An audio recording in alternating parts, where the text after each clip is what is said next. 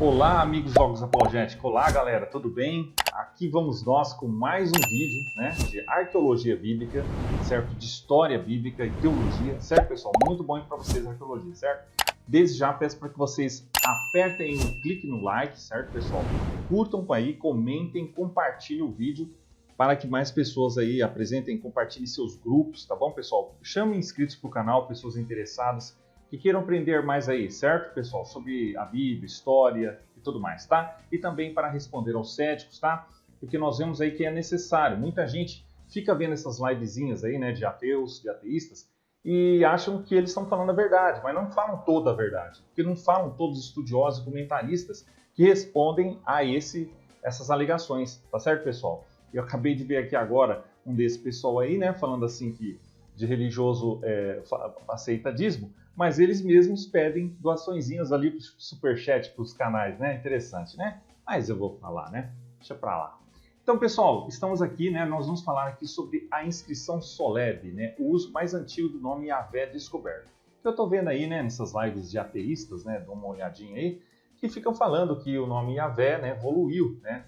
Do egípcio ali, foi uma evolução. Tudo para eles é cópia, né? Jesus é cópia do Messias de Qumran, é tudo cópia, é tudo mito, né? Sendo que esse pessoal miticista, eu já falei, não são levados a sério por acadêmicos, somente por esses palpiteiros Zé de YouTube aí, né? Somente nesses canaizinhos aí, independente ali do número de inscritos, mas o número não significa nada perante a verdade, tá? O que importa, a verdade, mesmo se a verdade for defendida por uma pessoa, né? Então aqui nós vemos.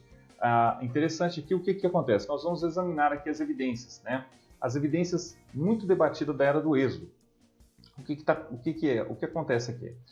O Êxodo realmente aconteceu? Já publicamos muito sobre isso, né? Evidências também comentando sobre isso, certo, pessoal? Porque muitos não compreendem o sentido correto, né, da Bíblia, né? Então eles tentam levar às vezes a Bíblia ou esses ateístas como um livro de ciências naturais por aquilo que não é, né? Ou, né, não compreendendo realmente o correto sentido ali, certo? Nós precisamos ver aqui. Se for assim, quando? Os estudiosos há muito teorizam sobre a historicidade e a datação do Êxodo. Alguns acreditam que isso aconteceu em meados do século XV a.C., tá? Pessoal, isso aqui é um aulão, de novo, é um aulão. Eu vou aqui dar uma aula completa para vocês, tá? Nós vamos falar também aqui sobre os nossos parceiros aqui, que nós promovemos. Peço para que vocês visitem o site oficial que está na descrição, tá bom, pessoal? Então isso aqui é um aulão, certo, pessoal? Olha só. Com base principalmente em informações bíblicas. Muitos acreditam que isso aconteceu 2 ou 3 séculos depois, com base em mais informações arqueológicas selecionadas, tá? Então nós vamos ver essa questão dos termos arqueológicos, né, que tem os minimalistas aí, né, que principalmente que esses ateístas gostam de citar. Nós vamos falar sobre isso depois. Muito mais acreditam que isso nunca aconteceu. Qual é a resposta? A narrativa bíblica é verdadeira? É apenas parcial verdade ou é completamente fictícia?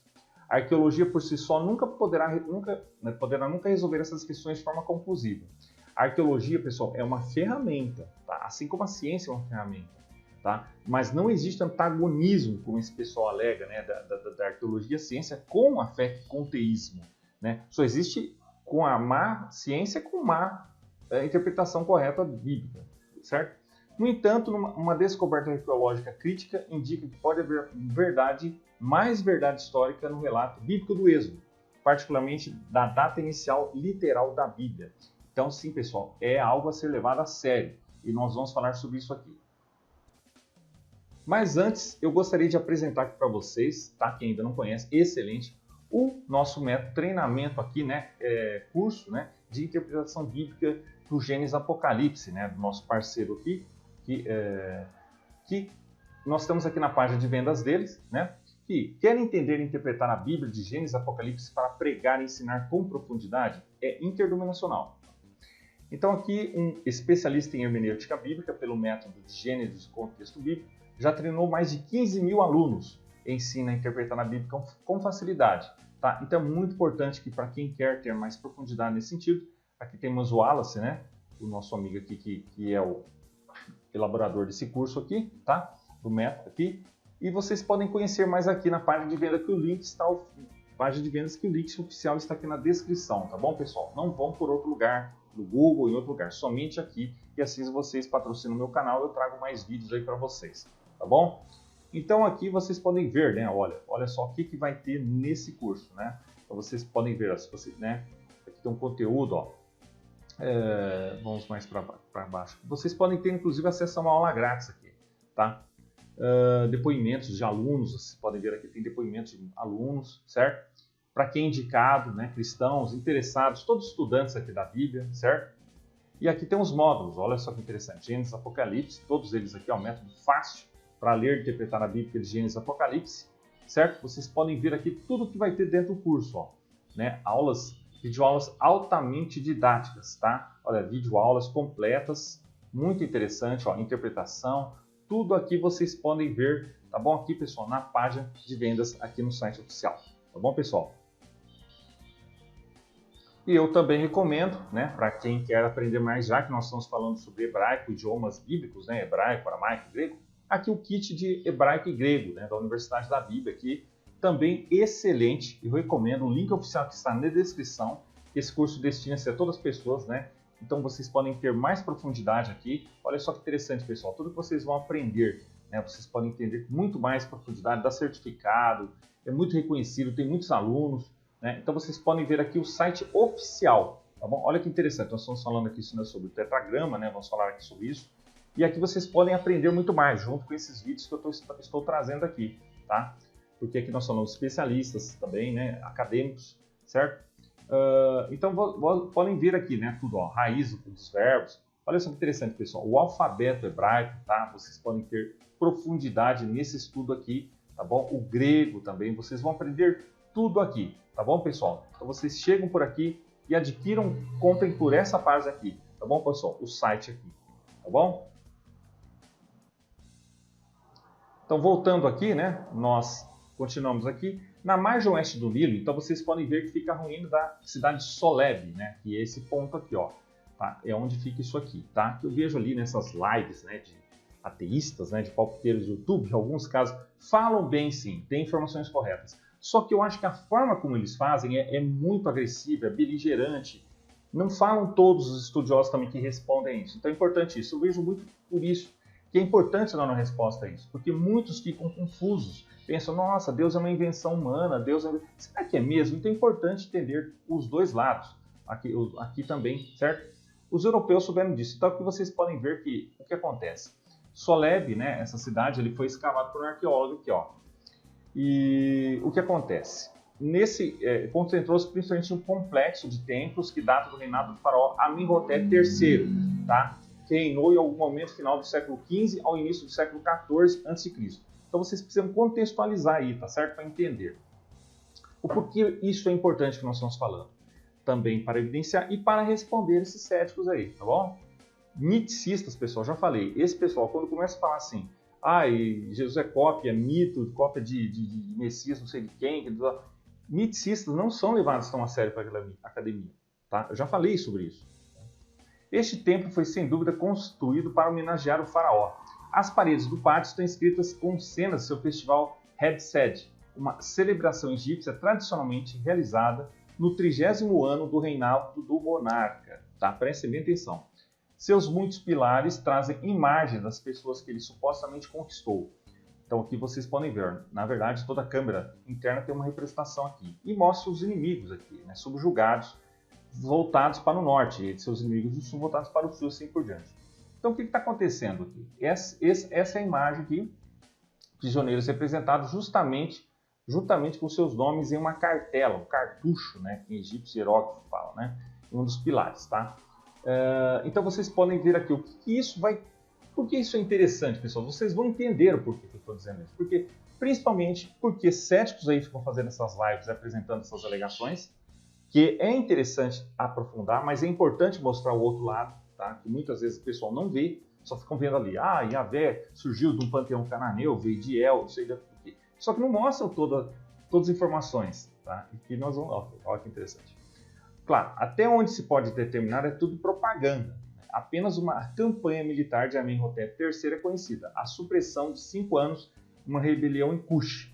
As outras conquistas são provavelmente fabricadas ou muito exageradas. Então aqui vocês podem ver que é consistente. Contudo, os pilares de Soleb identificam pelo menos com precisão os inimigos do Egito. Os inimigos os egípcios, né, podem ter exagerado, mas certamente não decoraram seus templos com imagens de adversários fictícios. Nesse sentido, as inscrições do templo Soleb fornecem dados históricos e geográficos precisos. O que acontece? Então nós vamos chegar aqui. Acontece que em um pilar em Soleb ostenta uma cartela, um cartucho, né? um termo para inscrição hieroglífica, né? Oval, de enorme significado bíblico. Está muito danificado. Originalmente, a cartela teria sido acompanhada pela imagem de um escravo ajoelhado. Tá? Então, vocês podem ver por aqui.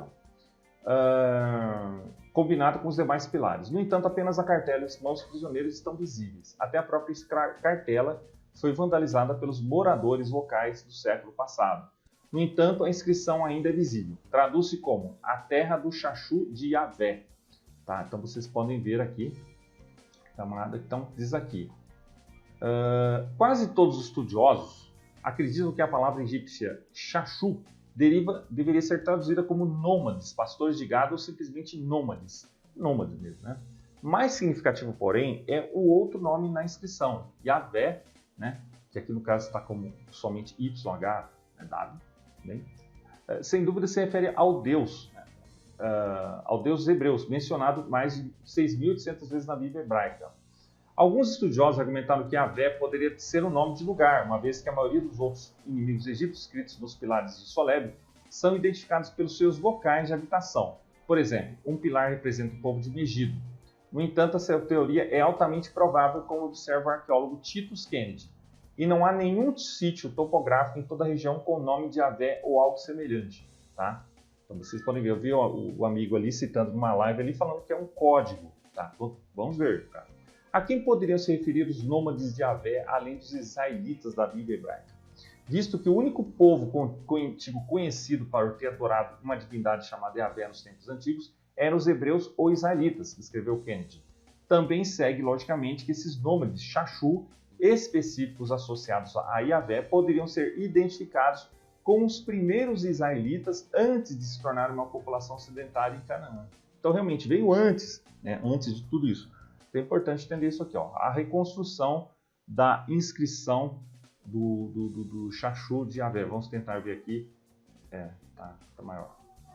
Então vocês podem ver aqui a reconstrução. A inscrição de Soleb é ainda mais significativa biblicamente do que parece à primeira vista. Tá? Pessoal, todo esse aprofundamento vocês vão ter aí nos cursos, tá bom? Tem arqueologia. Para entender por quê, considere o esboço geral da narrativa bíblica do Êxodo. De acordo com uma leitura literal de 1 Reis 6:1, né, então vocês podem ver aplicada a data aqui, diz que o dramático êxodo do Egito após as 10 pragas aconteceu por volta de 1446 a.C., durante a parte intermediária do século XV a.C., com os israelitas chegando a Canaã 40 anos depois do final daquele século. Tá? Então aí, alguns dizem século XIV, por aí vai.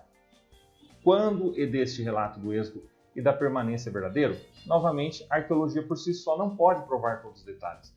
Mas mesmo deixando de lado todas as outras evidências arqueológicas, né, a inscrição de Soleb, por si, né, só sustenta a espinha dorsal da narrativa. Considere o seguinte, a inscrição de Soleb realmente se refere aos israelitas, como quase certamente acontece. Então os egípcios devem ter ouvido falar dos israelitas e de seu Deus pelo menos no final do século XV. Isto é significativo. No relato do Êxodo, quando Moisés pediu pela primeira vez ao faraó que libertasse os israelitas, o faraó respondeu, né, quem é o Senhor para que eu, Yahvé, né, para que eu ouça sua voz e deixe ir Israel? Não conheço o Senhor Yahvé. Êxodo 5:2. Não apenas isso, mas até mesmo Moisés e os israelitas não conheciam o nome antes dessa época. Tá? Porque por meu nome, Yahvé, eu não era conhecido por eles. Então, na época em que o templo de Soleb foi construído por volta de 1400 a.C., o faraó do Egito certamente já tinha ouvido falar de Yahvé. Isso requer um grau significativo de explicação daqueles que datam o êxodo no final do século XIII, né, que é 1200 e tanto. Além disso, essa inscrição indica que por volta de 1400 a.C., os egípcios consideravam Israel uma ameaça suficiente. Caso contrário, por que memorizá-lo junto com outros adversários? Se o Egito considerava Israel uma ameaça, então os israelitas deveriam ser numerosos, não dezenas, centenas ou mesmo milhares de pessoas, como frequentemente, né, afirmam os minimalistas. Né? também deve ter feito alguma coisa para provocar o ódio no Egito. Então tudo isso está contextualizado. Tá? Então já me perguntaram, tá? Aquele livro, a Bíblia Desenterrada, tudo já foi respondido aqui também, tá? Além disso, os israelitas devem ter sido diferentes dos povos ao seu redor. Outros povos Xaxu, além do Xaxu de Javé, são mencionados nos pilares e paredes de Soleb. No entanto, muitos dos outros Xaxu, ou nômades, né, estão listados em conjunto com cidades ou regiões específicas. Olha só que interessante, pessoal. Então, isso indica que as suas andanças nômades foram relativamente contidas. Por outro lado, os nômades de Javé não recebem nenhum rótulo geográfico. Tá? Olha só que interessante. Isso o amigo lá não fala, né? Por outro lado, né? Em vez disso, eles são identificados apenas com a divindade que adoravam. Isso indica que suas andanças não se limitaram a uma região identificável. Também pode indicar que o culto religioso desse Xaxu era provavelmente sua característica mais distinta e marcante, pelo menos para os egípcios. Por último, os israelitas deveriam estar localizados geograficamente ao norte de Soleb. Lembra-se de como cada inscrição do pilar de Soleb, né, fica voltada para a morada das pessoas que retrata? A inscrição de Javé está voltada diretamente para o norte, indicando que os nômades de Javé viviam em algum lugar ao norte de Soleb. Então vocês viram lá, né? Já falei aqui no mapa, aqui, né? Então vamos lá. Em suma, a inscrição Soleb indica que por volta de 1400 a.C., um povo nômade estava em cena ao norte. Sua característica distinta era seu deus Yahvé. Eram conhecidos, odiados e talvez até temidos no Egito. E eram numerosos, tão numerosos que o Império Egípcio os considerava uma ameaça. Parece familiar? Então vocês podem ver aqui, pessoal, todas as informações, é interessante. Tem muito mais essas informações aqui arqueológicas nos nossos cursos, do Combo Acadêmico de Teologia. Tudo está aqui no link oficial na descrição, se vocês quiserem aprender mais, pessoal. Porque aqui eu falo tudo que esses ateístas não falam. E vocês devem patrocinar o canal, porque assim me incentiva a trazer mais vídeos aí, no caso. O Pix está aqui também. Tá bom, pessoal?